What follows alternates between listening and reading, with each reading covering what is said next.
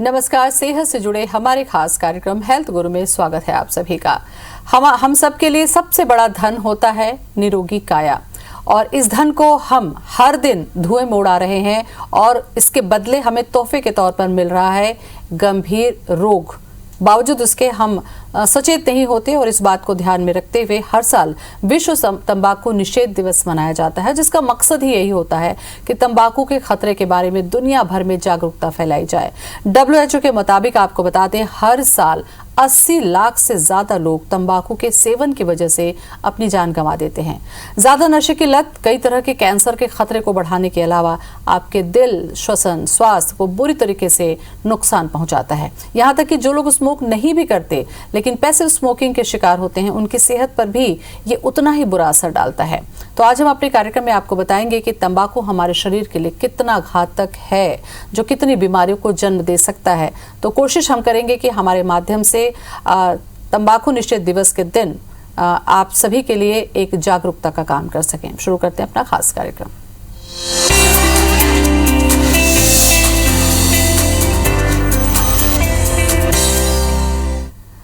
तंबाकू का जैसे ही जिक्र आता है तो सबसे पहला सवाल यही आता है कि क्या तंबाकू से कैंसर होता है। जी हाँ, और कैंसर के मरीज लगातार बढ़ रहे हैं। तो इन दोनों के बीच में आखिर क्या संबंध है, इसकी जानकारी देने के लिए आज हमारे साथ स्टूडियो में मौजूद है सर्जिकल ऑन्कोलॉजी डॉक्टर मऊ राय। डॉक्टर मऊ, सबसे पहले तो बहुत बहुत स्वागत है आपका।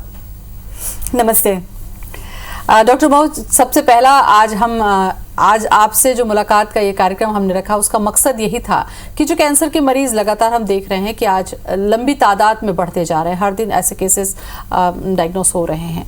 विश्व तंबाकू निषेध दिवस आखिर क्यों मनाया जाता है और कैंसर के लिहाज से आप इसको कैसे देखते हैं? जी, विश्व तंबाकू निषेध दिवस हर साल 31 मई को मनाया जाता है। हर साल WHO वर्ल्ड हेल्थ ऑर्गेनाइजेशन उसके लिए एक थीम रखता है। जैसे कि इस साल का थीम है प्रोटेक्ट द एनवायरनमेंट।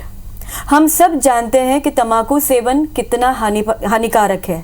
एक तो हमारी सेहत के लिए, क्योंकि ना ही इसका रिलेशन सिर्फ कैंसर से है, लेकिन ये हमारे बॉडी के अलग अलग ऑर्गन्स में दुष्प्रभाव करता है।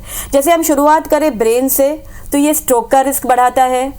हम मुंह की ओर आए तो ये ओरल कैंसर का रिस्क बढ़ाता है और गले के कैंसर का रिस्क बढ़ाता है।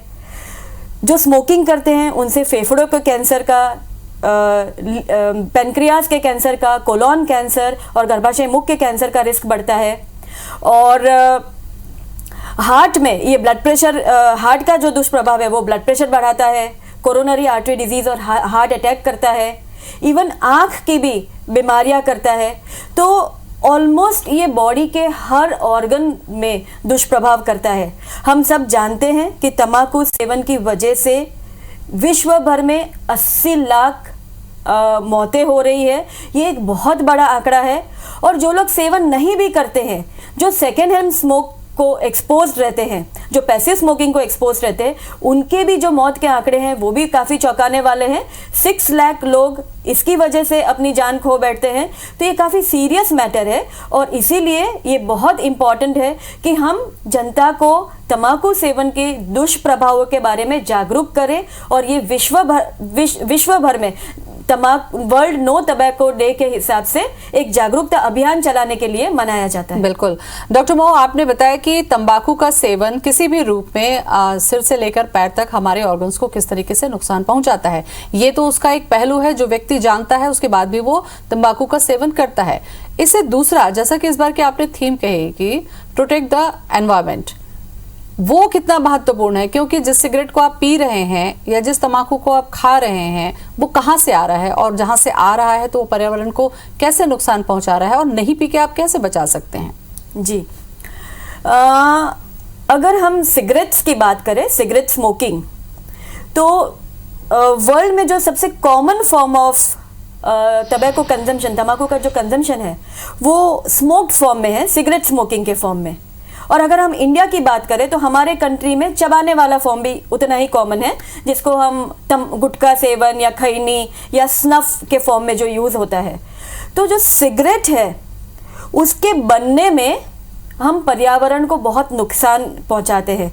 जैसे कि हर 300 सिगरेट बनने में एक पेड़ की कटाई होती है।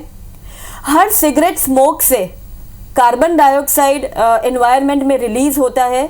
तो वो अगर हम विश्व भर में स्मोकिंग की बात करें तो millions of tons of carbon dioxide emission environment में हो रहा है, और मिलियंस ऑफ टन्स ऑफ पानी सिगरेट को बनाने के लिए यूज होती है। तो इस तरीके से पानी का रिसोर्स हम डिप्लीट कर रहे हैं। हम एनवायरनमेंट को carbon dioxide, carbon monoxide emission और बेंजीन जैसे खतरनाक केमिकल से प्रदूषित कर रहे हैं, और हम पेड़ को भी काट रहे हैं, जिसकी वजह से एनवायरनमेंट और प्रदूषित ही होता जाएगा और बारिश होने में भी प्रॉब्लम होगी। तो इसकी बहुत सारे दुष्प्रभाव है, सिर्फ इंसान के शरीर पर और उसकी सेहत पे दुष्प्रभाव नहीं है, उसकी फैमिली उसको खो देती है तो वो लोग भी उतने अफेक्ट होते हैं, एक समाज पर भी उसका असर पड़ता है, और एनवायरनमेंट तो प्रदूषित हो ही रहा है, जिससे पूरे इंसान के ऊपर इसका असर आएगा। डॉक्टर मो, जैसा कि आपने बताया कि केवल नुकसान ही नुकसान है। आप देखिए, प्रकृति का नुकसान है, पानी का नुकसान है, पैसों का नुकसान है,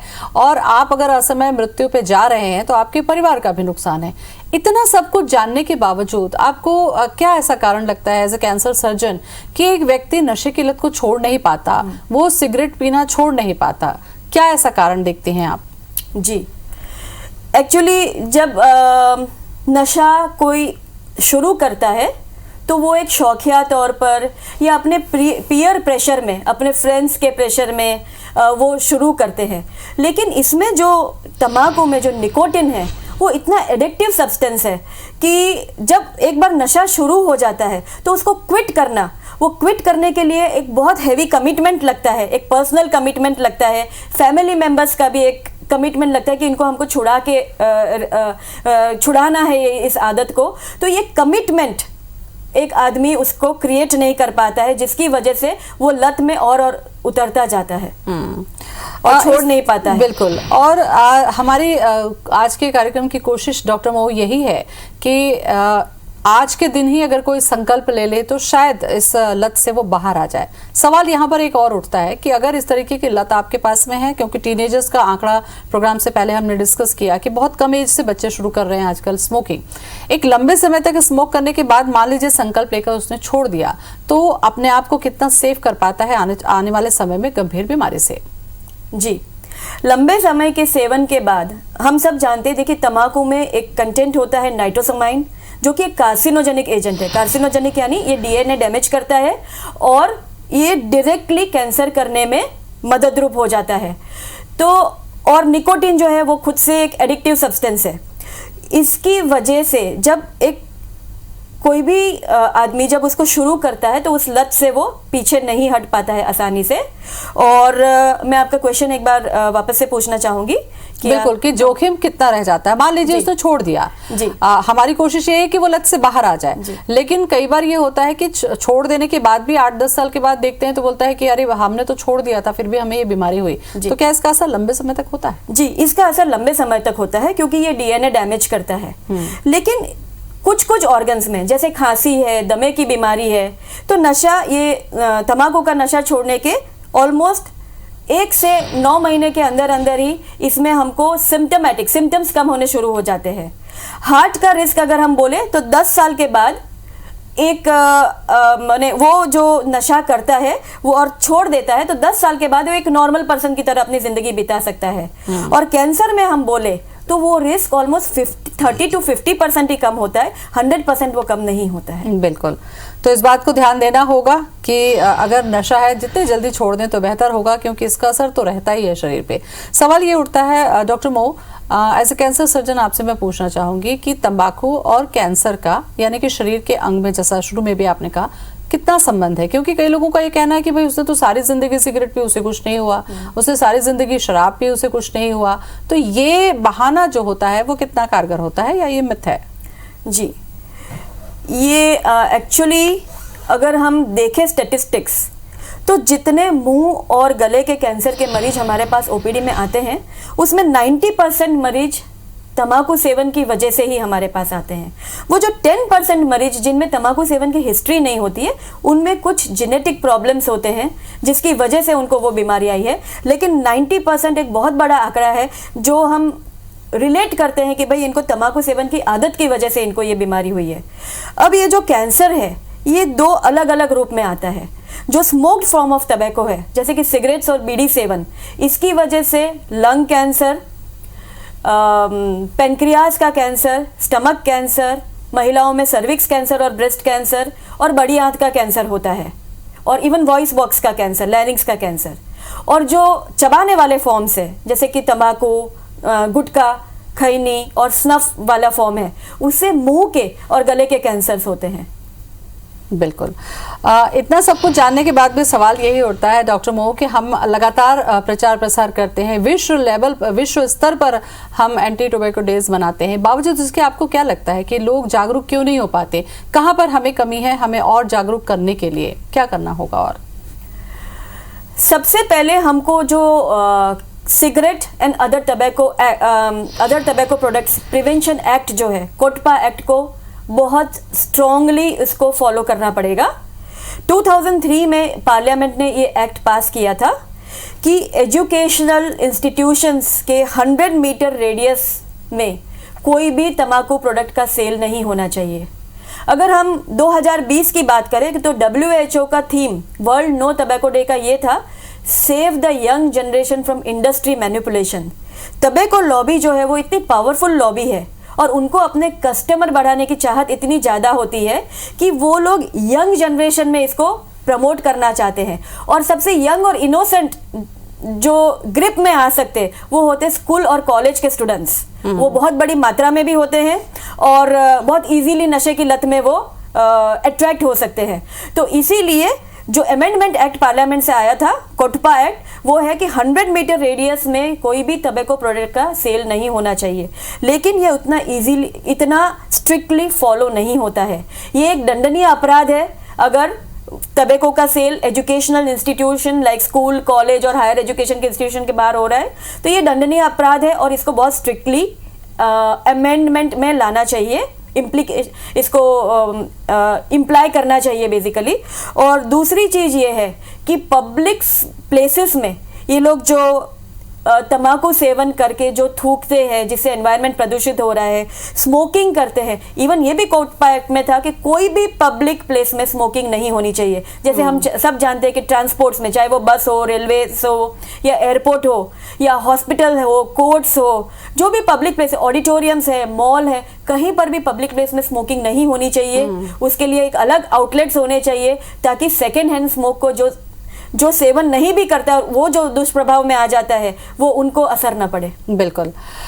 इसके अलावा डॉक्टर मऊ, अगर तंबाकू सेवन कोई व्यक्ति कर रहा है, ठीक है, उसको कैंसर नहीं हुआ, बहुत अच्छी बात है, लेकिन कैंसर की भयावहता या कैंसर की गंभीरता कितनी खतरनाक हो सकती है? चूंकि आप सर्जन हैं, ऑन्को सर्जन, मुझे लगता है कि इस बारे में आप बताइए। तो क्या पता कई बार होता है कि भय से भी व्यक्ति, डर से भी व्यक्ति इस लत से बाहर आ जाए, तो हमारे लिए ये भी एक मैसेज होगा। देखिए, हम जो यंगर जनरेशन में आजकल लेस देन 40 में जो मैक्सिमम मैं कैंसर्स देख रही हूँ, वो मुंह के कैंसर्स, मुंह और इवन गले के कैंसर्स देख रही हूँ। और क्योंकि ये लोग काफ़ी यंग एज से तंबाकू सेवन की शुरुआत करते हैं, काफ़ी यंग जनरेशन में ये कैंसर्स आ रहे हैं और इसमें काफ़ी बड़ा ऑपरेशन करना पड़ता है। जैसे कि सपोज जबान का कैंसर हुआ या गाल का कैंसर हुआ, तो 1 सेंटीमीटर दूर जाके उस एरिया को निकालना, गले की गुठलियों का ऑपरेशन करना, फिर प्लास्टिक सर्जरी करके उसको प्रॉपरली रिकंस्ट्रक्ट करना ताकि चेहरे के ढांचे में कोई खराबी ना दिखे। ये एक बड़ा ऑपरेशन होता है। सिर्फ बड़ा ऑपरेशन नहीं, मरीज को उसके बाद रेडिएशन यानी सिकाई भी लेनी पड़ती है। और इतना करने के बावजूद भी जिस स्टेज में हमारे पास मेनली कैंसर्स आते हैं, वो स्टेज 3 और स्टेज 4A में पेशेंट्स कैंसर लेकर आते हैं। इसमें हमको जो 5 ईयर सर्वाइवल होता है, वो 50% पेशेंट्स को 5 ईयर अच्छा सर्वाइवल मिल जाता है और बाकी 50% को बीमारी वापस आती है या बीमारी फैल जाती है। तो ये एक बहुत ही खतरनाक आंकड़ा है, इसको बहुत सीरियसली लेना चाहिए अपनी सेहत को। बिल्कुल। और इन आंकड़ों को बताने के पीछे हमारा मकसद भी यही है कि क्या इन आंकड़ों की वजह से आप सचेत नहीं हो सकते? हो सकता है कि अगर आपको ये बीमारी नहीं है और आगे ना हो तो क्यों ना इस लत को छोड़ दिया जाए।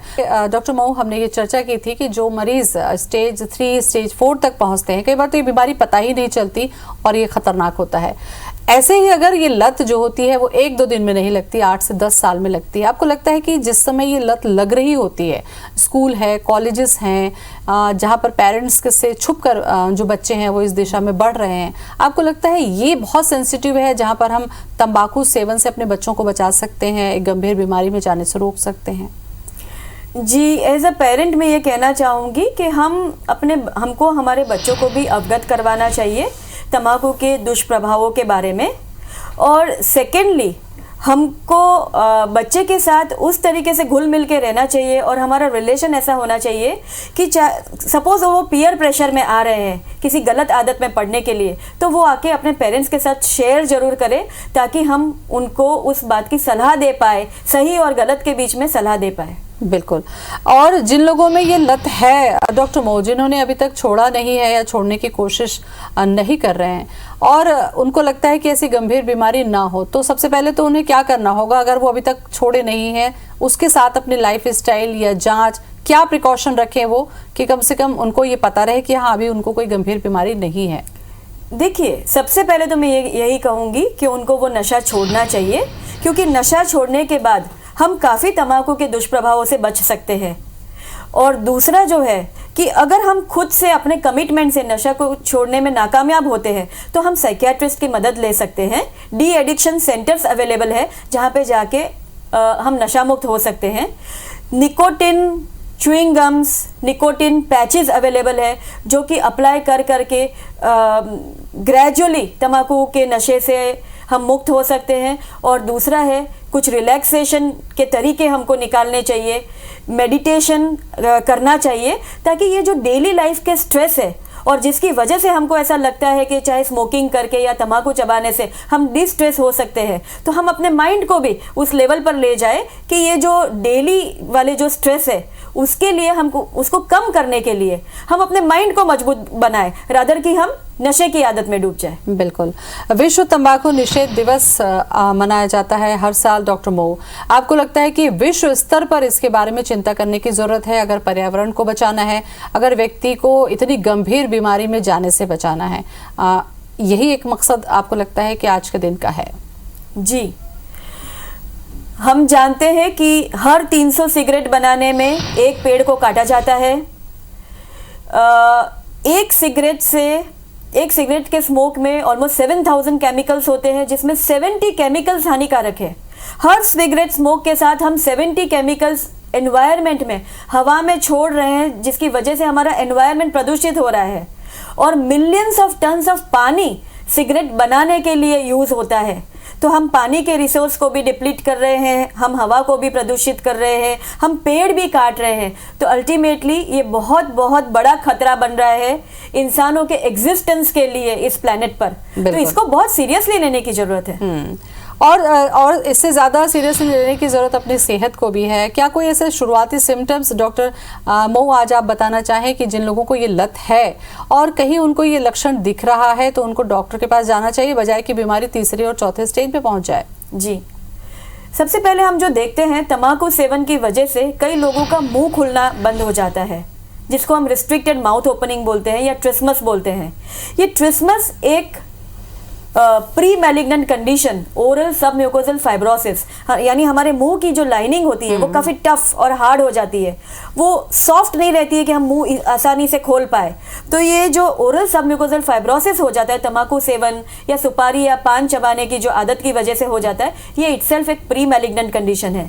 अगर किसी को ऐसा कुछ होता है तो उनको हर 3 से 6 महीने में डॉक्टर से जाके अपने मुंह और गर्दन की जांच जरूर करवानी चाहिए। बिल्कुल। अगर मुंह में कोई छाला हुआ है या गर्दन में कोई गठान आई है तो इसको जरूर डॉक्टर के पास जाके इसकी जांच करवानी चाहिए। जी, तो 2 महत्वपूर्ण चीज़ें आपने बताई डॉक्टर साहब। जो सबसे पहले तो यही है डॉक्टर मो कि नशा छोड़ दें, क्योंकि ये किसी भी एंगल से ना हमारे लिए, सेहत के लिए, ना पर्यावरण के लिए अच्छा है। और अगर आपने नहीं ये नशा छोड़ा है तो जो शुरुआती सिम्टम्स आ रहे हैं उसको लेकर आप एक्सपर्ट की सलाह लें ताकि गंभीर बीमारी के बच भी आप सकें। बहुत अहम जानकारी आपने दी डॉक्टर मो, बहुत बहुत शुक्रिया आपका। नमस्कार।